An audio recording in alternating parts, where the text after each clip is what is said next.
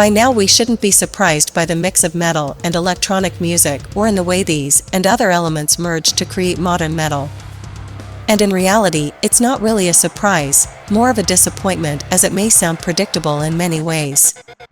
Supposedly, the band wanted to present 6 different musical styles in each of the songs on this work, and although we have a Leprosy of the Soul here that is practically electronic, there aren't many stylistic differences between the songs. Well-crafted melodies in songs, like Enigma, are not enough to disguise the way this work picks up everything we wanted to forget from both nu metal and metalcore. Swedish death metal? Bring it on. Even though this one doesn't abuse the characteristics that made us fall in love with the style. On the other hand, it manages to keep that primitive aura that the genre needs so much to speak to our hearts. Which may be strange considering that we are talking about the Grifted's debut album, but despite that fact, they are far from being new musicians since their previous incarnation was Mr. Death.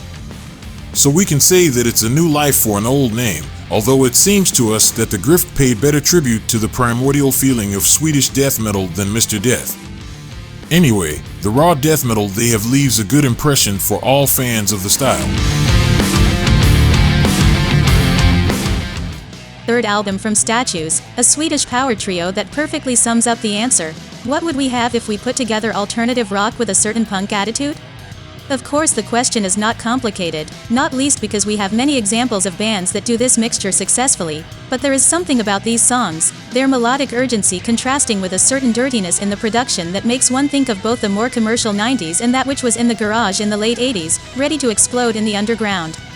The melody is undoubtedly their biggest draw, but then we end up being captivated by their abrasiveness. Undoubtedly one of the great names in Swedish alternative rock. Impressive debut album by this Portuguese project Memento.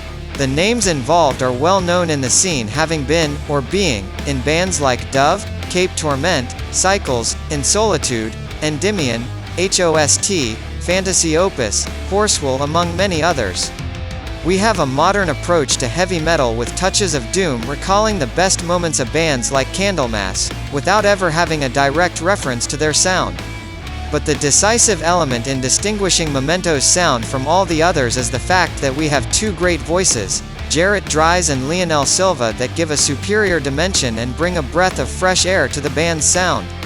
One of the great releases of 2023 coming from Portugal.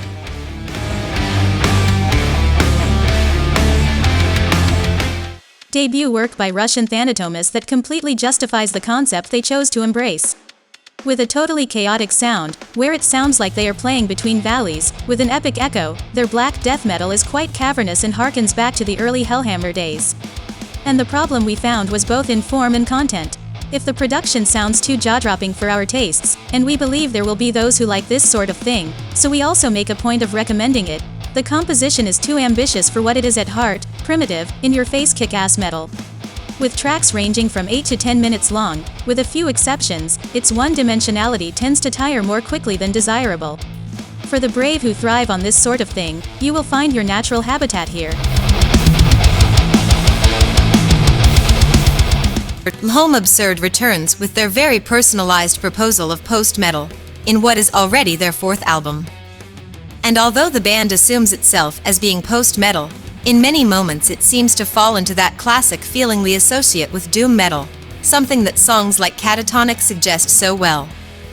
The raw production took us a while to internalize, I must admit, but once that obstacle was overcome, it's easy to appreciate the claustrophobic ambience that pulls us in and sometimes goes towards a more rock tone than Metal Soil is a good example of that.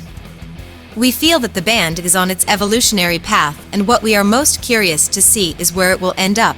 But for now we are left with the satisfaction of seeing how refreshing it can sound without being hostage to this or that musical genre. Interesting debut by the Norwegians Nattehimmel, who bring us melodic black metal but far from conventional.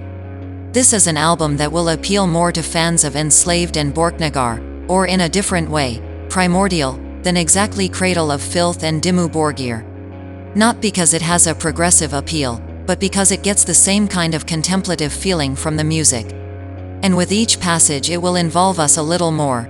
Promising, certainly will surprise many fans of the style, a name to follow.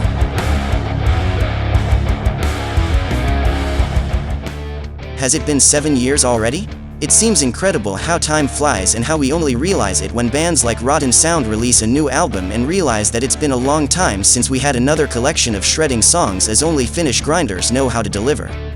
There are 18 songs in only 20 minutes, something that may not please many fans of heavy music, but that is just what those who like grindcore are looking for.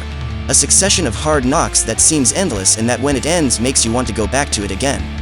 More than highlighting this or that track, it is the album that sounds like one big track divided into 18 short chapters that we want to listen to next.